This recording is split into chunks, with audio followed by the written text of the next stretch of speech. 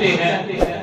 آپ کے والد نجم الدین وہ ان کی کافی عمر گزر چکی تھی، مگر انہوں نے ابھی تک شادی نہیں کی تھی۔ ایک دن ان کے بھائی نے ان سے کہا کہ آپ شادی کیوں نہیں کرتے؟ تو انہوں نے کہا کہ میں اپنے لائق کسی کو سمجھتا ہی نہیں، میں اپنے لائق کسی کو سمجھتا ہی نہیں۔ پھر بھائی نے کہا کہ اگر آپ اجازت دیں تو میں فلاں سلجوقی سلطان کی بیٹی کا رشتہ آپ کے لیے مانگتا ہوں۔ تو آپ نے کہا کہ میں اسے بھی اپنے لائق نہیں سمجھتا۔ پھر بھائی نے پوچھا کہ آپ کس کو اپنے لائق سمجھتے ہیں؟ تو انہوں نے کہا کہ میں چاہتا ہوں کہ میری بیوی ایسی ہو جو میرا ہاتھ پکڑ کر مجھے جنت میں لے جائے، اور اس سے ایسا بیٹا پیدا ہو جو مسلمانوں کا شہسوار بنے اور بیت المقدس کو فتح کرے۔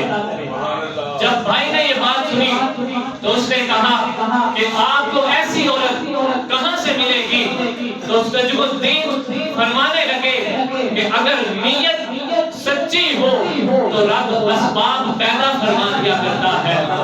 پھر ایک دن آپ اپنی سلطنت کے ایک شیخ کے پاس بیٹھے تھے کہ ایک لڑکی آئی اور پردے میں ان سے گفتگو کرنے لگی۔ شیخ نے اسے کہا کہ میں نے تجھے فلاں کا رشتہ بھجوایا تھا، تو نے اسے مسترد کیوں کیا؟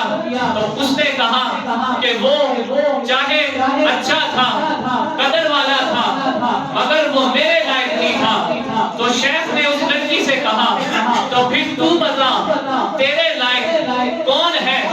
اس نے کہا کہ میں چاہتی ہوں کہ میرا شوہر ایسا ہو جو میرا ہاتھ پکڑ کر مجھے سیدھا جنت میں لے جائے، اور اس سے ایسا بیٹا پیدا ہو کہ جو مسلمانوں کا شہسوار بنے اور بیت المقدس کو فتح کرے۔ جب نجم الدین نے یہ سنا تو آپ نے سوچا کہ جو سوچ میری ہے وہی سوچ اس لڑکی کی ہے۔ آپ نے اپنے شیخ سے کہا اور اس لڑکی کے ساتھ شادی کر لی۔ پھر اللہ نے ان سے ایک ایسا بیٹا پیدا کیا جس نے بیت المقدس کو فتح بھی کیا اور جسے سلطان صلاح الدین ایوبی کہتے ہیں۔